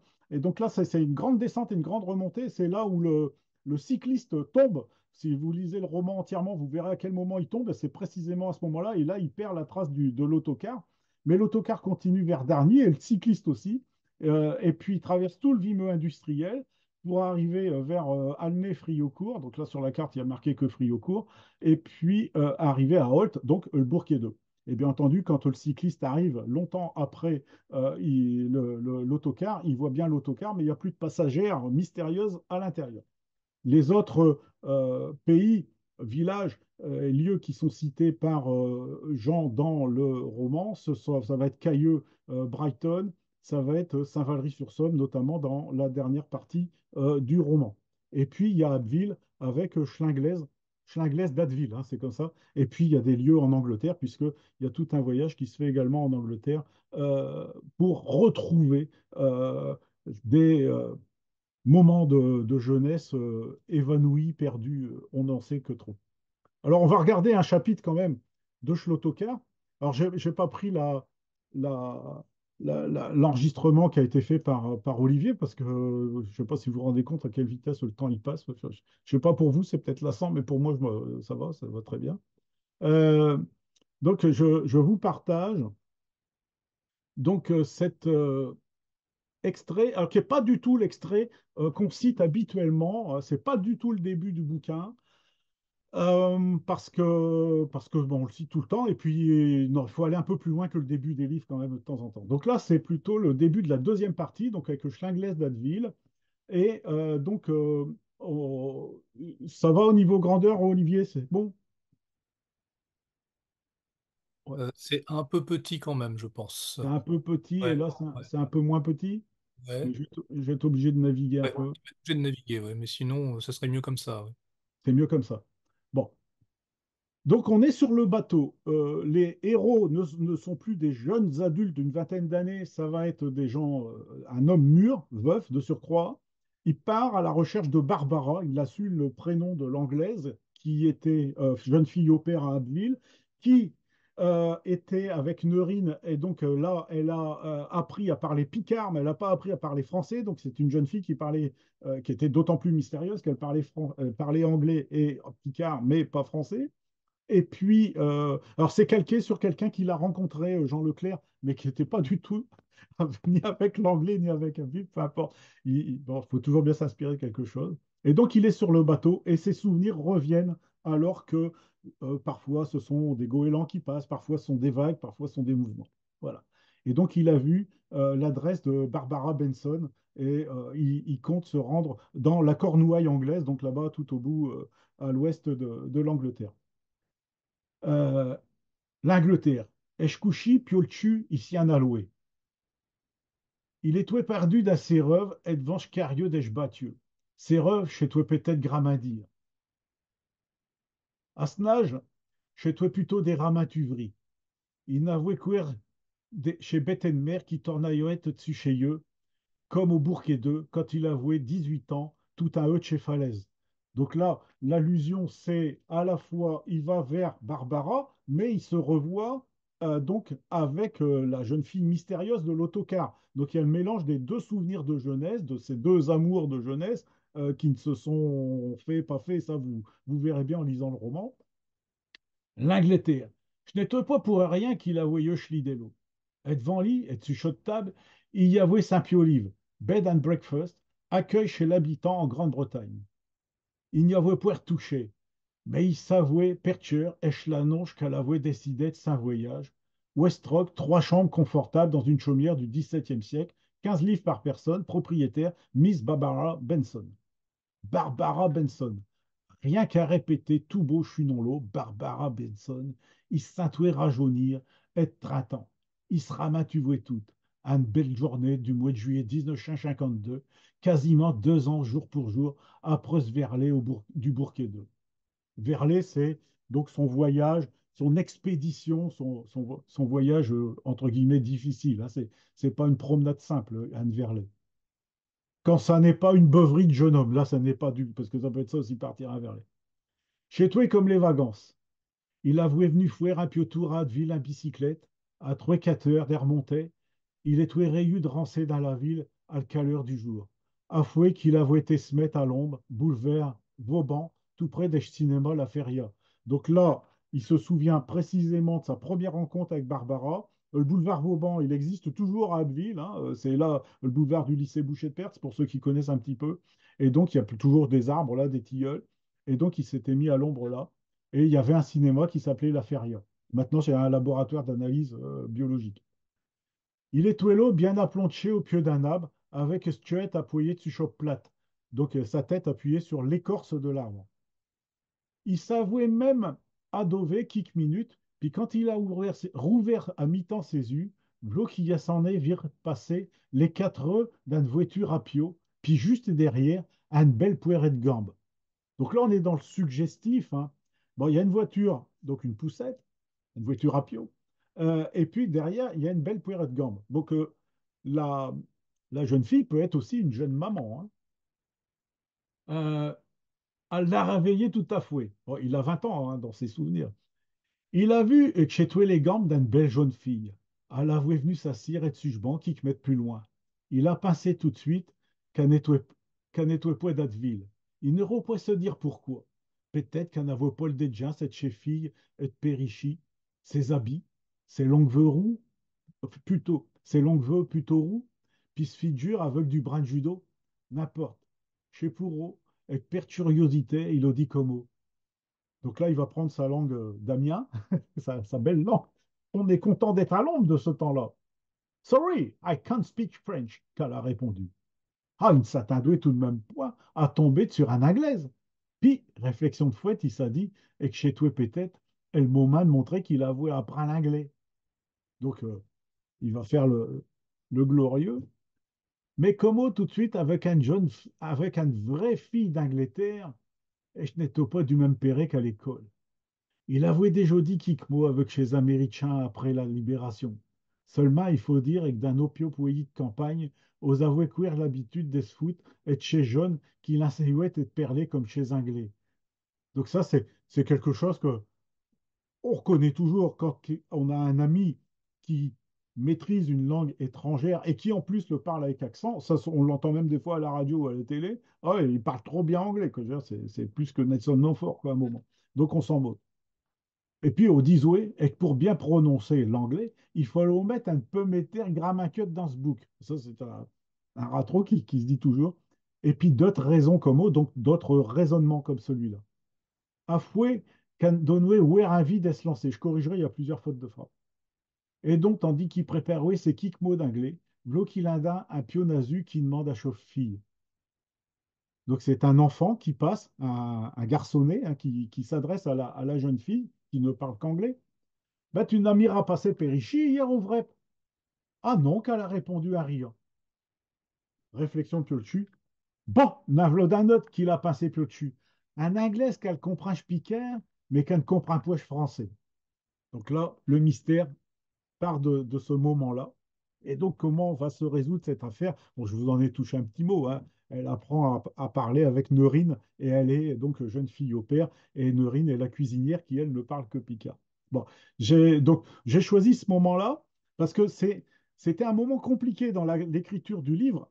Je ne parle pas de la narration qui était faite au Picard des Dents, c'était comment relancer l'intérêt du lecteur alors qu'on a fini la première partie, que l'histoire de l'autocar est finie, comment relancer pour arriver jusqu'au bout.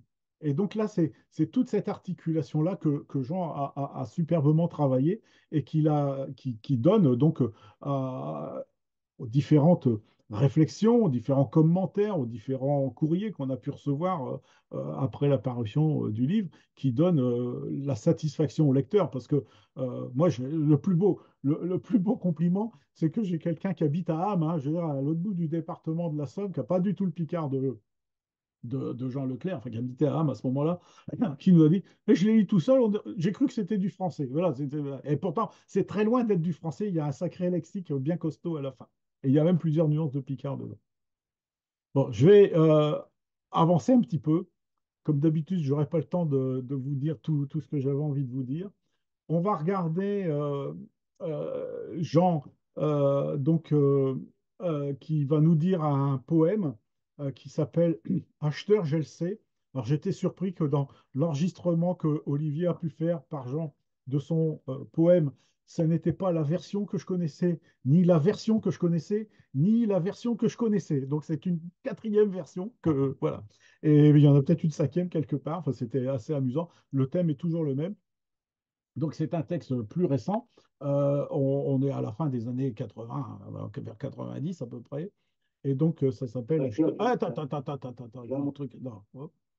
Donc Acheteur, je le sais, ça n'est pas calqué sur Jean Gabin, hein, même si le titre peut y faire penser. Voilà. Et donc c'est un poème qui s'adresse à la Picardie à notre pays, du moins, à notre terre, et que j'ai, avec l'autorisation de Jean, que j'ai mise en musique, que je chante souvent, mais pas dans la version qu'il dit là, avec une version que j'ai retravaillée avec, bien entendu, son accord. Alors, je vous fais partager la lecture par Jean. Acheteur, j'ai le ça. Jamais je n'ai roué peu vivre dans des pays trop vieux, trop neufs, trop bleus. Des pays loin d'ici, sans long jour, sans court jour. Acheteur, j'ai le ça. J'ai dans nos pays ici que j'y retrouve nos hermanos. Chez Grande Mérin, chez Monction de Laine, puis Saint-Médard, puis Saint-Antoine. Puis l'hiver qui souhaitèrent, puis l'état qui ne vient point. Et puis, bien sûr, il faut qu'il cherche des neiges au nouveau, du soleil pour nos fêtes, un averse à le Toussaint, l'hiver gris dans nos plaines, et puis du blanc qui lève. Mais je n'ai mis toutes. Il me fait courir pour les biens, chaud pieux de brume d'un chiffon, des grands nuages d'un jetan, des guergis puis des glaches. Il faut que j'intinge du vin de mer d'un chébranque, puis le lendemain du vin de France, le vin qui tourne comme échecote sur nos clochers de Berlon. Il faut qu'à mesure, un brave homme il obligé de couper ses ailleurs. Il me faut même, pour bien dire, du CU puis des ronches. Il faut que je vois chapac, un tardeux éclairchi, chez Avriage Sidja, sous chez Ayo Sigang, Croix d'un Saint-Cheur, à ouvrir tous les ans de 15 ans. Acheteur, j'ai le ça. Pour mes chagrins défends, pour chez malheurs à venir, il faut que j'y recherche un bonnéras une branle pour descendre mes larmes. Il faut que j'atteigne la brune pour que je fuche rapura, pour que je soche et devant le vrep, et le temps qu'il faut par nuit, acheteur j'ai le ça, qui loche rima, qui loche fouet du grand vin, à le pied de pointelette du jour, en m'ouvrant nos creusats, il faut que je sèche un grand frichon, si boin, pour effroyer chez rêve, chez Ida, chez Image, qui vous vient tes souverains durant ces nuits d'hiver, qu'au ravage, qu'au ravage, qu'au ravage. Qu'au ravage, qu'au ravage, c'est-à-dire qu'on rumine, qu'on se fait des idées noires qui reviennent comme ça. Ben donc, vous relirez, vous réécouterez, euh, le- les saisons aussi passent, mais on est dans des pensées qui sont pas noires, qui sont pas dépressives, qui sont pas, non, ce sont des pensées à la limite très concrètes et sans pathos, au-delà du pathos. Quand il dit pour mes chagrins défends, je vous en ai parlé de ces chagrins défends. Pour chez malheur à venir, c'était prémonitoire, il allait perdre son fils quelques années plus tard de maladie. Et donc, il faut que j'y recherche une bonne érée, une brogne, il me faut une bonne pluie sur la figure. Voilà. Et donc, il y a une solution au problème. Alors, on en pense ce qu'on veut de la solution en tant que telle, mais je veux dire, voilà, c'est chez nous qu'on a ça. C'est pas dans les pays trop neutres, trop vieux, trop bleus, les pays tout neufs, les pays de carte postale dans lesquels on peut trouver ces solutions. Alors, vous avez peut-être vu, là, je vous ai mis des liens où vous pourrez donc trouver différentes versions de de ce poème ou de la chanson. Alors, la chanson, il n'y a qu'une version, et puis avec musique et paroles éventuellement. Ouais. Bon, je ne vous le commande pas davantage, à moins que vous ayez des soucis de vocabulaire ou de compréhension, mais c'est quelque chose que il le dit. Alors, j'ai remarqué quand Jean dit ses textes dans l'enregistrement qui a été fait par Olivier, il commence très rapidement et puis après, le texte se ralentit. Alors que quand il était au Picardisant, il parlait plutôt très longtemps avant de commencer à lire son texte. C'était une autre situation. Je vais vous passer maintenant quelque chose auquel Jean tenait beaucoup, qui est un extrait d'un autre roman, un roman beaucoup plus bref, qui s'appelle Tchaubert et Tchérincoin. Piaubert, là, autant pour moi. Piaubert et Tchérincoin. Donc, Bert, Albert, ou Adalbert, je sais pas. Donc, Tchérincoin, les rincoins, c'est les coins un peu sombres, un peu mystérieux. Et donc, c'est à la fois le mystère, comme je viens de le dire, mais c'est l'enquête policière et c'est l'enquête sociologique. Et je me suis amusé, je ne l'avais pas encore fait, à reprendre les titres des 10 chapitres de Piaubert et Tchérincoin. Et donc, il y a à la fois des personnages et des lieux du village. Euh, donc le premier, c'est Josse, cordonnier, donc ça va être le témoin. Donc il s'appelle Josse. Voilà, il a sa boutique, elle donne sur la rue principale du village, il va être le témoin. Il y a un crime là, enfin, il y a un mort. Crime ou pas, c'est et après, il y a des lieux. Chauchamtière, le cimetière. Chauvoyette, le chemin un petit peu bordé de haies qui sinue comme ça, du village vers le cimetière ou vers les champs. Je bâtiment à pompe, voilà, il y a ça dans tous les villages. À nuit d'orage, donc là, c'est le mystère qui va arriver. Et puis, Schlinchette, c'est les gendarmes vont arriver. Schlinchette d'un Frecourt. Frecourt, c'est un village imaginaire qu'il a souvent utilisé, Jean, complètement imaginaire. Il existe un Frucourt dans la Somme, pas très loin de chez Gérard, là, côté de Oisemont à l'encourt. C'est pas du tout ce village-là. C'est un village complètement imaginaire. Piaubert, donc là, l'acteur principal, le mystérieux, celui qui sinue dans les raccoins, derrière chez Voyette, derrière chez elle. L'ancienne sacristie, qu'est-ce qui va se passer dans cette sacristie? Jules Eschfacteur, un témoin qui bouge, lui. Tout à l'heure, on avait un témoin qui ne bouge pas. Je vois ce cordonnier, et derrière, c'est Cassie, là, il regarde là. Mais il y a le facteur qui va de maison en maison, qui voit passer les courriers, qui entend les conversations à l'insu de ceux qui les prononcent. Et puis Thérèse, Thérèse qui est donc, entre guillemets, la victime, qui n'est pas la personne décédée, mais qui est la personne qui est victime. Et donc, cette construction-là en 10 chapitres donne à ce texte long, en prose, donne une force, parce que ce découpage-là permet de focaliser soit sur un personnage, soit sur un lieu, ou sur un moment. Et donc, chaque passage est une nouvelle articulation. Donc, le texte n'est pas décousu du tout, hein. Il est très, au contraire, même très limpide, et d'autant plus limpide qu'il est découpé comme ça, comme des séquences. Donc là, je vous ai mis le début de Je bâtiment à pompe. Je regarde l'heure, on va avoir le temps. J'ai encore un truc après, ça, tant pis, on verra bien vers quoi on va aller. Et puis, donc, je, je bâtiment à pompe, je vais vous lire. Donc vous voyez que c'est le quatrième chapitre, hein, il s'est déjà passé des choses avant, il s'en passera après, mais c'est pour vous montrer l'intérêt de ce découpage et de cette construction littéraire. Quand il en se que chez Gendarme, il alouette arriveux d'Achauve-Voyette, dont on vient de parler avant, chez Kixin qui restouette qui restouette, ils leur ont dit l'un l'autre qu'il est au peut-être temps d'aller au Mont-Célestine pour choper cette café. Donc l'arrivée des gendarmes va poser souci parce qu'ils vont poser des questions, donc autant se regrouper dans le bistrot chez Célestine. Chez Mikos avons peur de chez gendarmes, on n'a pas grand-chose à se reprocher. Non, non, seulement chez toi touché question qu'il a loué te poser pour échlachette. On n'aime pas trop dire escossé, su choc victime, puis celui-là l'autre. Et tout ça leur alterne qui répète chez eux, mais chez je travaille qui commande. Donc là, c'est la bonne excuse, hein, on ne peut pas passer son temps à bagnoder. En sortant de Mont-Célestine, il allait bien falloir et que tout le monde il se sermèche tous les jours pour faire chiour. Parce que là, ils étaient en habit de cérémonie.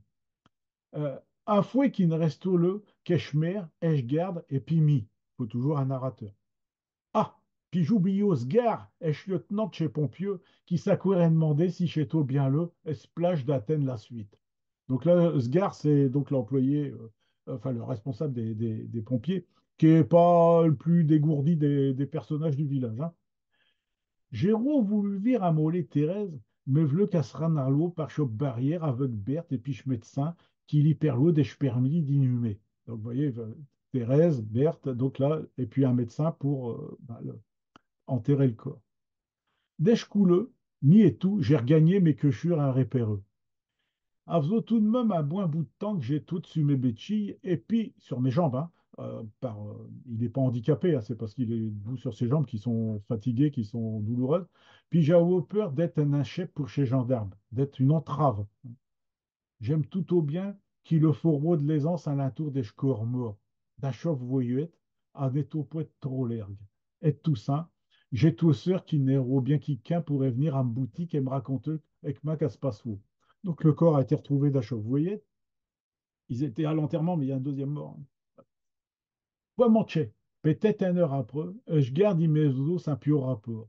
Chez deux gendarmes, il a ouais maché par inspecteur chez victime, et puis tout à la tour. Mais comme je te le disais, et puis plus de 15 jours, ils ont gramma déchu. L'échu, c'est du vent sec qui fait essuyer. Hein, il y a de l'échu, du réchu. Il y a un vent sec un vent, oui, sec qui dessèche en plus. Chaque terre et voyette elle est tout sec et puis dure et comme du beau, même à l'ombre de chez aille. À fois qu'ils n'ont pas pu trouver les mers que chez Smel et de Quechur ou bien n'importe. Donc il a fait très sec, on ne peut pas trouver de traces. Est incroyable. Et que même dans ce métier-là, et trop de secrets, ça ne veut rien. J'aimerais un peu de chez Cacheux qui disent, ouais, et quand il vous êtes trossé, je meilleur tient de cache, il n'a plus de nœud. Au pour quoi, au pour quasiment à dire, autant pour chez gendarmes. Donc là, le, bon, ceux qui sont un peu chasseurs ou qui ont des chiens comme ça qui ont du flair, effectivement, quand la terre est humide, les odeurs, elles s'exhalent. Et c'est une petite manière aussi de se moquer des gendarmes qui, bah, faute de pluie, faute d'humidité, manquent un peu de nez. Voilà. Donc, il y a des allusions, il y a des constructions comme ça qui viennent par analogie et qui font euh, à tout le moins sourire, en tout cas. Puis, pour Malfouer, il faut le courir qui le dépecte, aux attendots du harnus sur la mer. Je garde, il les a dit, il est capable de pouvoir être devant le soir et l'orage me monte. Donc, bon, il fait trop sec, mais il y a de l'orage qui monte. Orage en féminin en plus. On ne pourra pas être chiteux Victor bien longtemps le dehors. Victor, c'est la victime, là, c'est le corps. Un de chez gendarmes, il a demandé d'où qui pourront bien le mettre. Et Schmer, il a fouet son nom de consulteuse guerre, puis tout de suite, il a dit d'âge bâtiment à pompe. Osez avouer déjà mis deux corps durant la guerre. Voilà, je vais m'arrêter là pour pas allonger. Vous lirez la suite de ce passage-là. Donc, vous voyez que il y a toute une construction. On est passé du monde du village, l'arrivée des gendarmes, on s'éparpille, il ne reste plus que les responsables. Les responsables vont trouver des solutions un peu de bricolage pour à la fois préserver le corps et puis donc le permettre de continuer l'enquête. Et puis des personnages qui, donc là le narrateur, donc Joss, ce cordonnier, qui se fait rapporter les choses de manière indirecte. On n'est pas dans la construction dans le temporel, elle est linéaire, mais dans la construction des emplacements des différents protagonistes, ça l'est beaucoup moins. Donc on sait des choses avec un certain décalage. Voilà. Donc ça, c'est Piaubert de Chérincoin. Euh, et puis, donc pour être sur un autre registre, vous aurez le texte intégral d'un texte 2005, donc plus récent, qui s'appelle Chez Lapin. Mais je ne voudrais pas vous oublier de vous dire que Jean s'est amusé de situations familiales. Je vous parlais de sa petite fille, Élise, qui a enfin, évidemment été un bébé, puis un tout petit enfant. Et puis donc, bah, il a fallu, par exemple, habiller une poupée Barbie pour sa petite fille. Et donc, bah, avec ses gros doués gouges de grand-père, il n'y arrivait point. Et puis à un autre moment, à la caisse d'épargne de Valenciennes, on a dématérialisé son livret de caisse d'épargne. Et donc de différents épisodes comme ça, il en a tiré toute une saga. Alors, il y a pas 10 chapitres, mais une saga qui s'appelle Chez Travaux d'Hercule. Voilà, donc les choses impossibles à faire. Donc avec forcément du comique, hein, je veux dire, là, mais des situations vécues qui sont désamorcées par l'écriture en picard. Et donc, je trouve, il y a dans les textes, vous aurez la série des textes de gens qui sont publiés. Euh, je ne sais pas vous dire combien j'en ai relu depuis un mois et demi, parce que ça fait un moment que je travaille dessus. Euh, mais je dis, mais lequel je vais choisir? J'étais vraiment, vraiment très, très embêté, parce que tout est bon, tout est bon. Après, on n'est pas obligé de tout apprécier, et peut-être pas forcément autant que moi, mais tout est bon, tout est bien écrit, et je serais incapable à l'aveugle de vous dire si ça a été écrit en 85, en 95, en 2005 ou en 2015. Je n'en sais rien, je n'en sais rien. Et c'est quelque chose qui, je veux dire vraiment que son écriture, elle dépasse le temps. Bien que son inspiration soit quand même très marquée par la Deuxième Guerre mondiale, par l'occupation et par donc des souvenirs que ce soit allemand ou anglais ou américain à la libération, je sais, et puis les époques de l'immédiate après-guerre. Cette inspiration-là, elle est datée dans le temps. Mais l'écriture en tant que telle, Ça n'a pas été écrit en 46, quoi. Je veux dire, ça a été écrit 40, 50, 60 ans plus tard. Donc, c'est ce décalage dans l'écriture que je veux souligner et non pas l'inspiration. Il est évident que, comme tous ceux qui sont nés en 1930 ou alentour, n'ont pu être que traumatisés par cette Deuxième Guerre mondiale qui a quand même duré 5 ans, et pour lui, qui a duré toute sa vie, hein, avec sa mère et puis. Il parle dans un de ses textes, il parle de sa mère. Il parle de l'école de Darny, où ils ont été instituteurs aussi, ses parents avant-guerre. Donc, je sais, c'était pas du tout un sujet tabou. Les gens qui ont connu Jean Leclerc jeune, dont Eugène Chivot était beaucoup plus enclin à la protection que lui-même, en parlait pas tous les jours et pas spontanément, mais assez librement. Bon, j'en viens à Chez Lapin. Alors, vous le lirez en entier, je vais vous donner juste le début, parce que le lapin, c'est quand même la nourriture aussi de la guerre. À la campagne, on pouvait élever facilement des lapins, plus facilement que des poules d'ailleurs, hein. Ça se vole moins des lapins quand ils sont dans les cages. J'avoue des jeux perlés de l'occupation, mais je m'aperçois que je n'ai même point pensé, et ne fût-ce qu'une minute, à chez Lapin. Pourtant, chez toi quelque chose avec chez Lapin durant la guerre. On a vaut drôle pour une semaine qu'à nos pieux portions de viande, trop faux ni rien. Donc ça, c'est avec les tickets d'alimentation, enfin le rationnement en temps de guerre. Mais donc les lapins venaient compenser. C'est bien pour eux qui est tout précieux, de trop calé de lapin, tellement précieux qu'il faut l'oser protéger. À mesure on en a volé, surtout quand il est tout dans des caniches dehors comme à nos maisons. On dit maison, on dit pas moison hein, à Bugny les gars. Il a donc fallu que ma grand-père, il a déjà une sorte de grille avec deux bois carneux, des cadenas, pour se barricader per nuit. N'importe d'un jour, tout le monde y pouvait se admirer, puis même se représenter, tout chez boire peu qu'aux au fouet. Peut dire et tout, qu'on n'avoue point grande distraction dans nos pays. Même chez Allemands qui le jouaient à nos maisons, ils venaient à mesure zerbeilleux. Ils le jouaient à le passer chez Plé d'herbe à travers les grillage. J'ai revu surtout deux jeunes de 17-18 ans qui l'avaient déjà perdu deux, trois ortelets d'un chez neige à de Russie, à Zécanjo sans doute, et de l'enfer et de la guerre. Voilà. Donc ça, le décor est posé. Alors après, dans la deuxième partie, il va y avoir la mise à mort du lapin, euh, de manière très, très concrète, avec l'œil qu'on enlève, un coup du lapin, l'œil qu'on enlève et tout ça, le sang qui coule.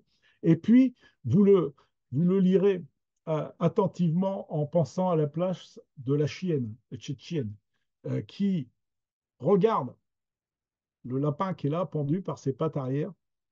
On va avoir dépioté.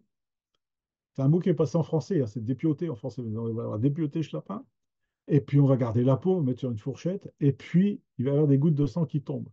Et la chienne, elle guette ça. Alors, je ne vous en dis pas plus, je vous en ai déjà dit énormément. Mais franchement, je me suis dit que ce texte-là, il ne résume pas Jean Leclerc, mais il résume son écriture. C'est-à-dire qu'il arrive à travers un animal à faire penser à tous ces sentiments, à la faim de FIM qu'on peut avoir, à l'envie, et puis au respect de la nourriture, et puis à la parcimonie aussi. Voilà. Et donc, il y a la tache de sang qui perdure dans tout le texte, dans toute la dernière partie du texte. Voilà. Moi, je vous ai fait quand même un très long bavardage autour de Jean Leclerc, ce qui me réjouit parce que c'est quelqu'un que je voulais absolument aborder. Euh, Vous inciter à lire, alors non seulement le roman, mais à lire ses textes, et puis pour ce qui est de ma part, en tout cas, à vous en imprégner éventuellement pour aller vers une écriture euh, je vais redire travailler, une écriture relue, qui va peut-être pour certains dire, ah oui, mais ça n'a plus de spontanéité. Mais non, mais la fiction n'a pas de spontanéité. La fiction, c'est pas la description de la vérité, c'est pas du journalisme. Et puis, j'ai rien contre le journalisme, hein, il en faut. Mais euh, une écriture qui peut passer le temps et puis qui fait que notre Picard, notre langue, elle peut exprimer ses sentiments, elle peut exprimer à la fois la douleur, le bonheur, la joie, la tristesse, mais aussi les sentiments amoureux ou les sentiments comme là, je peut-être un petit peu brossé avec le lapin, donc des sentiments de rareté, de la préciosité des choses. et puis dans une langue bah, qui peut varier aussi, puisque chez Jean Leclerc, vous verrez, je vous l'ai dit, il y a le Picard des grands faubourgs d'Abbeville. Euh, Moyenneville, c'est pas un faubourg d'Abbeville, mais voilà, de la proximité avec Abbeville, et puis un Picard venu du Vimont. Mais il a aussi écrit, quand il parlait des jardins de Valenciennes, il écrivait dans son Picard, mais il faisait intervenir des ouvriers qui avaient un jardin ouvrier à Valenciennes, dans lesquels il s'exprimait entre guillemets en valenciennois, donc en rouchi, hein. Et puis il avait plaisir à oraliser ces textes-là en jouant sur les nuances d'accent, de prononciation, voilà, et donc bien sûr en appuyant sur le vocabulaire, en forçant même aussi un petit peu le vocabulaire, pas de manière caricaturale, mais en montrant bien que le trait était forcé. Alors que dans une conférence qu'il donne sur les romans, par exemple, dans lequel il va lire de l'amiénois, il dit qu'il a du mal à lire l'amiénois, par exemple, des choses qui sont géographiquement plus proches, mais il n'a pas vécu longtemps à Amiens, alors qu'à Valenciennes, il y a fait toute sa vie d'adulte, et c'est d'ailleurs à Valenciennes qu'il est enterré, euh, à l'ombre de Watteau et d'autres poètes, poètes ou peintres valenciennois, ce qui n'était pas pour lui déplaire de savoir où se situait sa future sépulture. Voilà. Bon, c'est une note triste, mais bon, je vous parle que d'auteurs qui ne sont plus là. Et donc, c'est quelqu'un qui, il est disparu donc en 2021. On lui a fait un hommage dans un numéro de Schlanchouin, un numéro double, voilà, voilà, qui est là, avec énormément de textes inédits. Et puis, en clôture, le dessinateur Jean-Bernard Roussel a fait donc ce dessin dans lequel on voit ben, Jean Leclerc qui est appelé à monter dans l'autocar du Bourget 2, mais vous voyez qui est le conducteur, quoi. Voilà. Voilà. Donc, c'est des sont pas des clins d'œil. Je veux dire, c'est quand même c'est pour montrer une ambiance de respect, malgré tout. Voilà.